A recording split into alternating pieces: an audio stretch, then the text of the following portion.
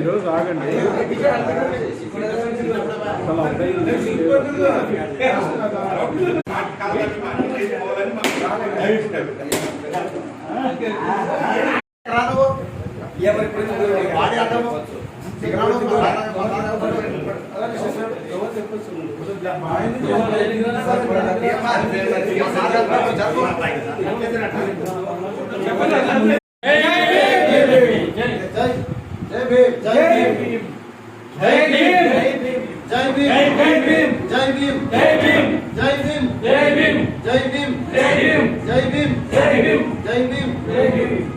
అంబేద్కర్ నాయకత్వం అంబేద్కర్ నాయకత్వం జై భీమ్ జై భీమ్ జై భీమ్ జై భీమ్ జై భీమ్ జై భీమ్ జై భీమ్ జై భీమ్ జై భీమ్ జై భీమ్ జై భీమ్ జై భీమ్ జై భీమ్ అంబేద్కర్ ఆశయాలు అంబేద్కర్ ఆశయాలు అంబేద్కర్ ఆశయాలు అంబేద్కర్ ఆశయాలు సార్ సార్ రామకృష్ణ రగన సార్ రెండు మాటలు ఎవరైనా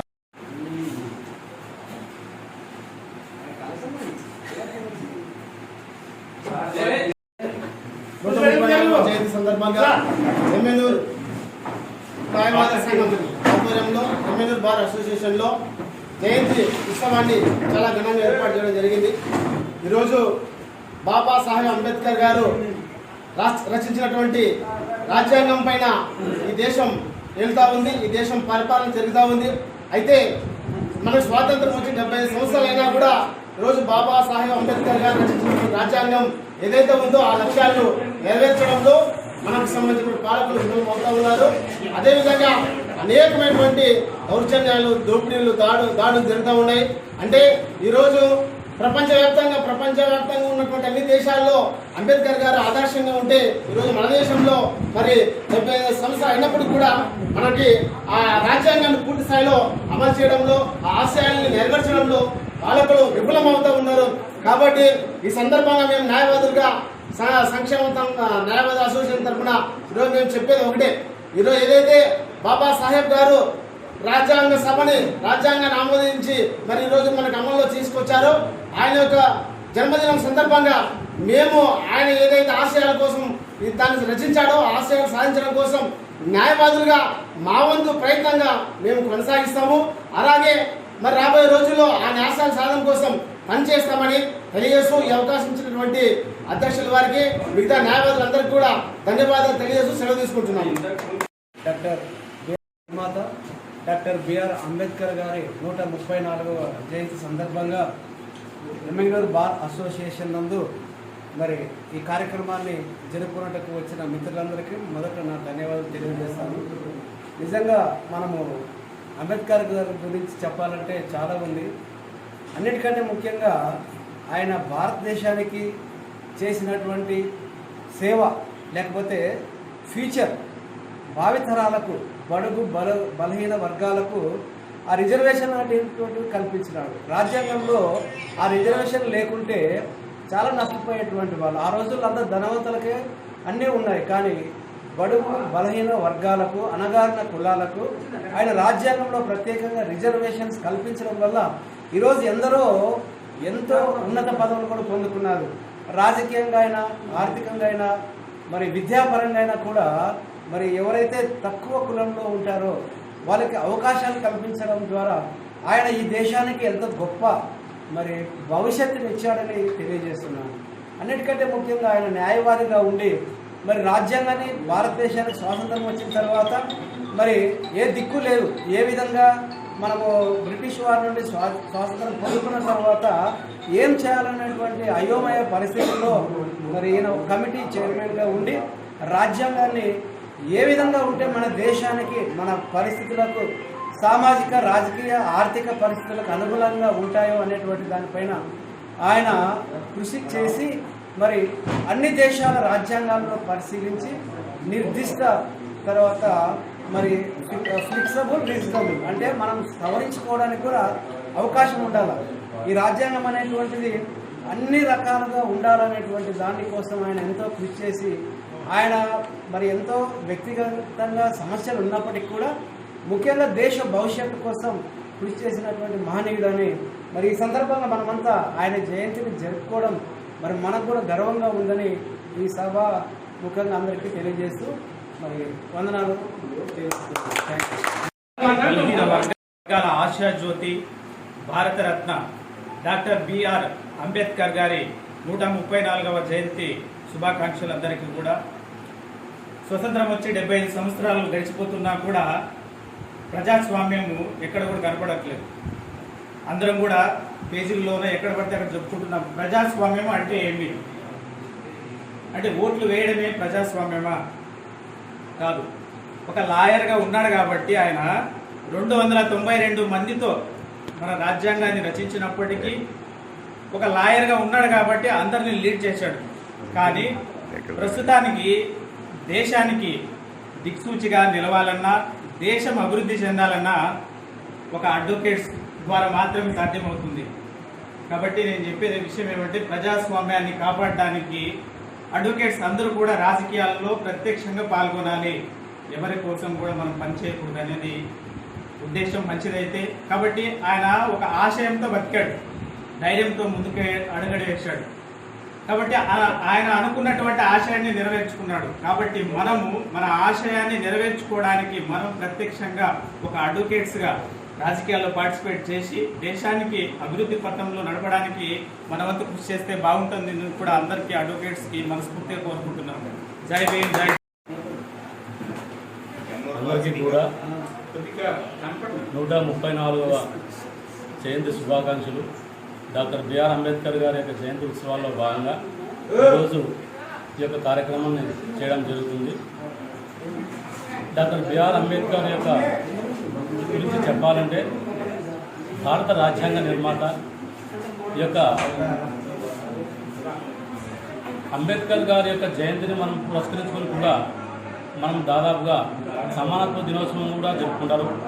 ఎందుకంటే భారత రాజ్యాంగంలో డాక్టర్ బిఆర్ అంబేద్కర్ గారు అణగారిన వర్గాల యొక్క ఆశాజ్యోతికై, అలాగే భారతదేశాన్ని యొక్క దిక్సూచిగా ఈ యొక్క రాజ్యాంగాన్ని రచించడం జరిగింది.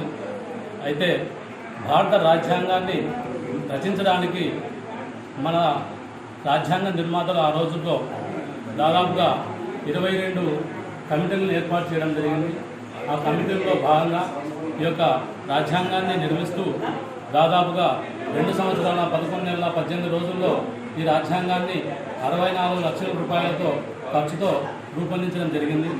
అయితే డాక్టర్ బిఆర్ అంబేద్కర్ గారు ఈ యొక్క రాజ్యాంగాన్ని రచించేటప్పుడు దాదాపుగా ఏ దేశాల్లో ఉన్నటువంటి రాజ్యాంగాల యొక్క అంశాలను, కీలకమైన అంశాలను తీసుకొని మన దేశానికి, మన ప్రజాస్వామ్య దేశానికి ఏ విధంగా ఉపయోగపడతాయి, మన ప్రజల ఆ నేటివిటీకి ఏ విధంగా ఉపయోగపడతాయని ఆ యొక్క అంశాలను తీసుకొని ఆ యొక్క అంశాలతో భాగంగా ఈ యొక్క రాజ్యాంగాన్ని నిర్మించడం జరిగింది. అయితే భారత రాజ్యాంగంలో ప్రధానంగా మనం చెప్పుకోవాలంటే ప్రాథమిక హక్కులు, ప్రాథమిక విధులు, ఆదేశిక సూత్రాలు వంటి విషయాలన్నీ కూడా పొందుపరుస్తూ భారతదేశంలో నివసించే ప్రతి పౌరునికి ఏ విధమైనటువంటి హక్కులు, బాధ్యతలు, ఆదేశిక సూత్రాలు కావాలో అవన్నింటినీ పొందుపరిచి రేపొద్దున ప్రతి వ్యక్తికి ఎటువంటి సమయంలో అయినా కూడా ఈ యొక్క రాజ్యాంగంలో ఉన్నటువంటి హక్కుల ద్వారా అయితేనేమి, బాధ్యతల ద్వారా అయితేనేమి తనను తాను సంరక్షించుకొని ఆ యొక్క భారతదేశ అభివృద్ధికి తోడ్పాటును కలిగి ఉంటారని చెప్పేసి ఆనాడే. అయితే భారత రాజ్యాంగం అమల్లోకి వచ్చిన కాలంలో మనకు 395 ఆర్టికల్స్, 22 భాగాలు, 8 షెడ్యూల్ అనేటువంటివి ఉండేవి.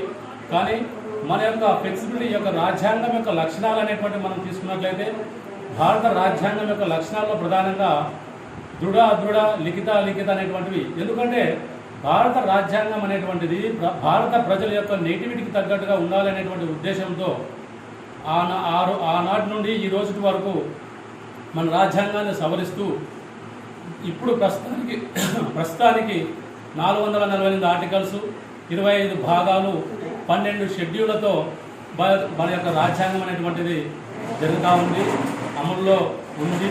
అదేవిధంగా ఇప్పటి వరకు భారత రాజ్యాంగాన్ని 106 సార్లు వరకు సవరించి భారత రాజ్యాంగంలో భారత ప్రజల యొక్క అభివృద్ధికి తోడ్పాటును అందిస్తూ ఆనాడు చేసినటువంటి ఈ యొక్క రచనను భారత రాజ్యాంగ నిర్మాత అయినటువంటి డాక్టర్ బిఆర్ అంబేద్కర్ గారికి ప్రత్యేకమైనటువంటి కృతజ్ఞతా భావంతో ఈ రోజున జయంతి ఉత్సవాల్లో భాగంగా అడ్వకేట్స్ అందరూ కూడా పాల్గొని ఈ కార్యక్రమాన్ని జయప్రదం చేసినందుకు ప్రతి ఒక్కరికి కూడా అడ్వకేట్స్ బార్ అసోసియేషన్ సందర్భంగా బార్ మెంబర్గా వారందరికీ కూడా కృతజ్ఞతలు తెలియజేస్తున్నాను.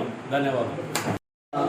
బాబాసాహెబ్ అంబేద్కర్ గారి 134వ జయంతి సందర్భంగా మా ఎమ్మెల్యే బార్ అసోసియేషన్లో మా న్యాయవాదుల ఆధ్వర్యంలో ఈరోజు ఈ అంబేద్కర్ గారి జయంతిని మేము జరుపుకున్నాము. ఈరోజు ముఖ్యంగా ఆయన ఈ రాజ్యాంగం ఏదైతే చేస్తున్నామో మేమంతా ఈరోజు నల్లకొట్టేసుకున్నామంటే కూడా లేదా ఈరోజు మేమంతా ప్రశాంతంగా జీవిస్తున్నామని కూడా ఆయనే మనకంత కారణము. మీకు అందరికి తెలిసిన విషయం. ఎందుకంటే ఆయన భారత రాజ్యాంగాన్ని రచించారు. ఈ భారత రాజ్యాంగం అనేది ఈ ప్రపంచంలోనే కాదు అన్ని దేశాల కంటే మనదే లిఖితమైనటువంటి చాలా ఆదర్శవంతమైన రాజ్యాంగంగా అందరూ గుర్తించారు. కాబట్టి ఇంత పెద్ద రాజ్యాంగం ఏదైనా ఉందంటే మన రాజ్యాంగమే. అది లిఖించదగ్గ ఆయన లిఖించింది ఎలా రచించారో కానీ అందరూ ఈ రాజ్యాంగాన్ని ఇతర దేశస్తులు కూడా మన రాజ్యాంగాన్ని ఉన్న వాటినే వాళ్ళు కాపీ కొడుతున్నారు ఈరోజు. సో కాబట్టి ఈరోజు భారత రాజ్యాంగం చాలా పెద్దది. కానీ కాకపోతే ఆయన మంచి ఆలోచనతో చేశారు. ప్రతి ఒక్కరికి ఎవరైతే స్వేచ్ఛ అన్ని మనం స్వేచ్ఛగా బతకాలని, మత స్వాతంత్ర హక్కు, జీవించే హక్కు, మాట్లాడే హక్కు, ఏవైతే హక్కులు నిజంగా మనం ఈరోజు అనుభవిస్తున్నామంటే ఆయన ఫలం వల్లే. ఈరోజు ఆయన ఇచ్చిన ఫలాన్ని కూడా కొన్నిసార్లు మనం మాట్లాడితే గొంతు ఏదో ఒకటి కేసు పెట్టి అది పెడుతున్నారు. కానీ ఆయన మనకు మాట్లాడే స్వేచ్ఛను కూడా ఇచ్చారు. కానీ ఈ రోజున పాలకులు కానీ ఎవరైనా కానీ ఇతర వాళ్ళు కానీ ఆయన రాజ్యాంగం తూర్చుకునే విధంగా ఈరోజు ఇప్పుడు తిమ్మప్ప గారు చెప్పారు. నిజంగానే ఆయన ఏదైతే చేశారో అవన్నీ ఫలాలు అనుభవించాలంటే మనమంతా తిమ్మప్ప గారు చెప్పినట్టు అంతా కృషి చేస్తే తప్ప ఆ రాజ్యాంగం ప్రసాదించిన ఫలాలు మనం అనుభవించలేదు.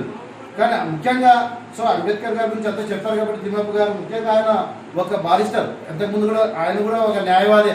అంటే అదర్ కంట్రీలో చదివితే ఇక్కడ న్యాయవాది అంటారు కానీ బారిస్టర్.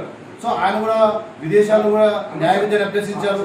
న్యాయ విద్యలో చాలా ఆయన న్యాయం మన ఏదైతే వృత్తి ఎంచుకున్నారో ఆ వృత్తికి న్యాయవాదులు చాలా అంకిత భావంతో పనిచేశారు.